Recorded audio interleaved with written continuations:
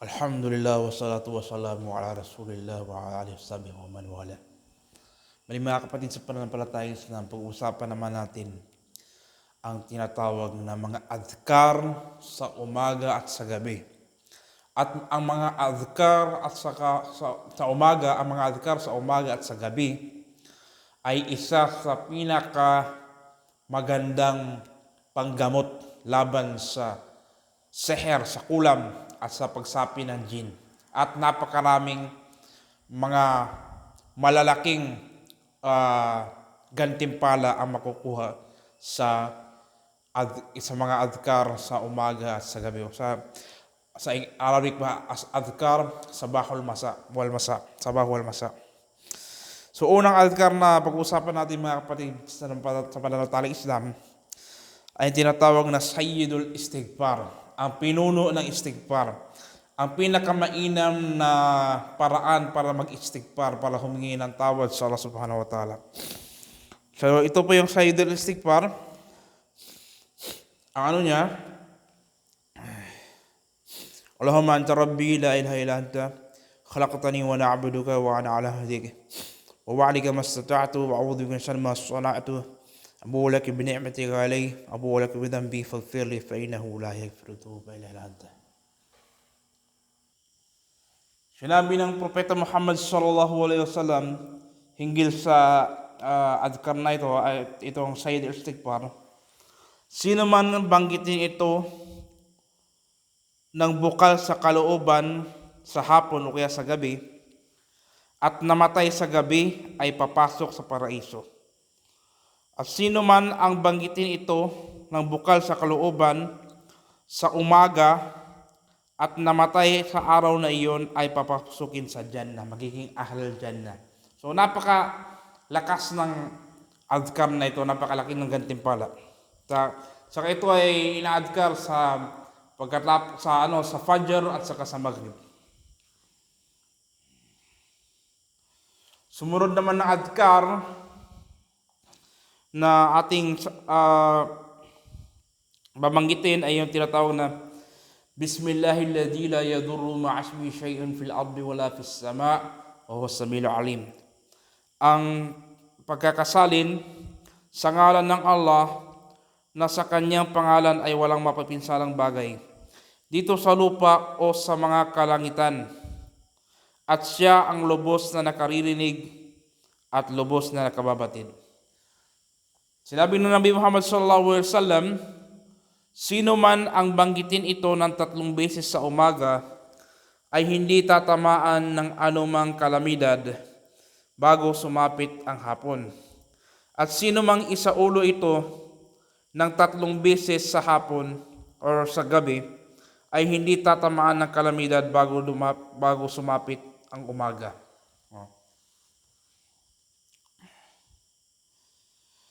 At ang sunod naman na adhkar ay ang adhkar na tinatawag na La ilaha illallah wahdahu la sharika la lahul mulk wa lahul hamd wa huwa ala kulli syai'in qadir. Ang ibig sabihin nito, walang Diyos maliban sa Allah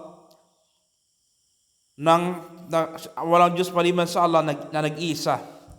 Siya ay walang katambal at ang kanyang pagmamayari ang kapamahalaan at sa kanya ang lahat ng papuri. Siya ay may kakayahan sa lahat ng bagay.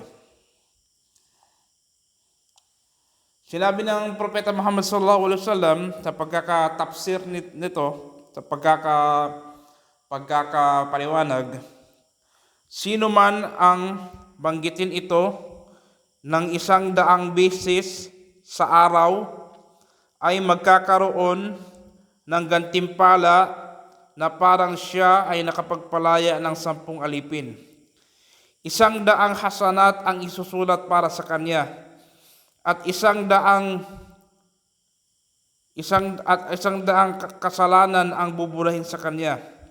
At siya ay mapapangalagaan mula sa kasamaan ng syaitan hanggang sumapit ang gabi.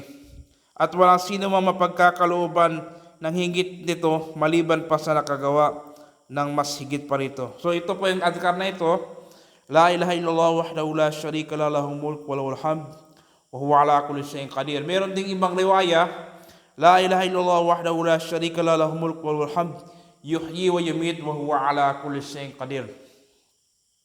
So yan po ang adhkar na ito, napakalakas ito.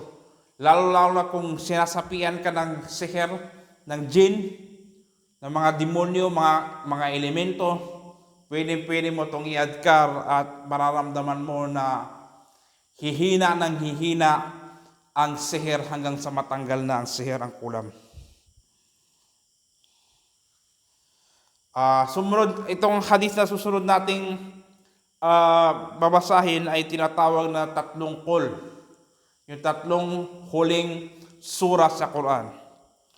Sinabi ng Muhammad sallallahu alaihi wasallam, qul huwa Allahu ahad wal muawwidhatain hina tumsi wa hina tusbih 3 marratin takfika min kulli shay.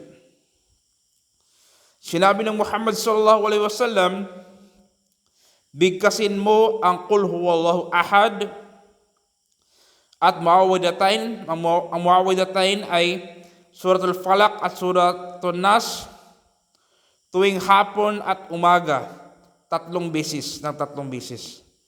Sapat na ito para sa iyo laban sa lahat ng bagay na masama.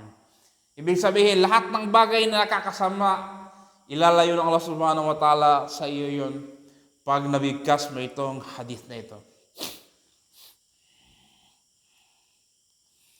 Ito naman, hadith, adhkar naman ito. Ito yung adhkar na tinatawag na adhkar sa hapon ito. A'udhu bi kalimatillahi tammati min syarri ma khalaq. Pagkakasalin, ang ibig sabihin ng adhkar na ito, ako ay nagpapakupkop ng ganap sa mga salita ng Allah mula sa kasamaan ng kanyang mga nilikha.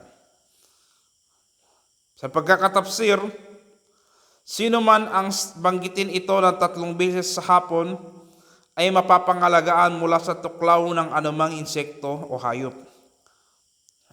So, pwede rin itong adhkar na ito.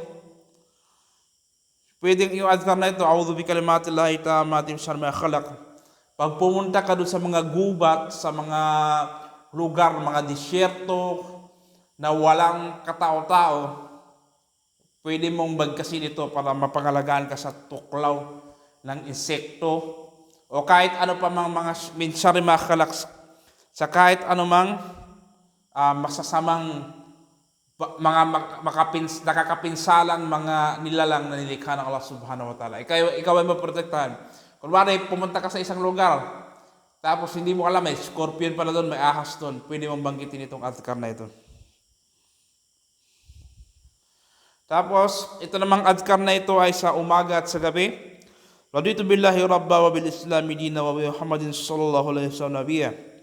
Sa pagkakasalin, ikinalulugod ko na ang Allah ang aking Panginoon at Islam ang aking relihiyon at ang Muhammad sallallahu alaihi wasallam ang aking propeta. Sinabi sa pagkakatafsir, ipinangako ng Allah sa sino man ang magsabi nito ng 3 beses sa umaga at saka hapon o kaya sa Maghrib, ay magkakaroon ng kasiyahan sa Yawmul Qiyamah, sa araw ng paghukom. So, yung mga tao sa araw ng paghukom, napakaraming natatakot. Pero pag binigkas mo itong adhkar na ito, wala kang katakot, hindi ka matatakot sa Yawmul Qiyamah. Ikaw ay magkakaroon ng sakina, kapanatagan at kapayapaan. So, napakaganda ng hadith na ito. Sumunod na hadith na sinabi dito sa Hisnul Muslim, bale kung gusto nyo palang malaman ang tungkol sa lahat ng adhkar sa umaga at sa hapon, mayroon tinatawag na libro na tinatawag na Hisnul Muslim. Pwede mong i-download yan, meron na rin yan sa internet, meron yan Tagalog. Pwede mong basahin itong mga adhkar na ito diyan sa Hisnul Muslim at doon kompleto ang adhkar. Kasi ang binabanggit ko dito yung mga iba lang sa mga adhkar, mga ilan lang sa mga adhkar, hindi ito kompleto. So yun lamang po yung mga kapatid sa pananampalatayang Islam. Rabbana atina fid dunya hasanah wa fil akhirati hasanah wa qina adhaban nar. La ilaha illa anta subhanaka inni kuntu minadh dhalimin. Wassallallahu alaihi Muhammad wa ala alihi wasallam.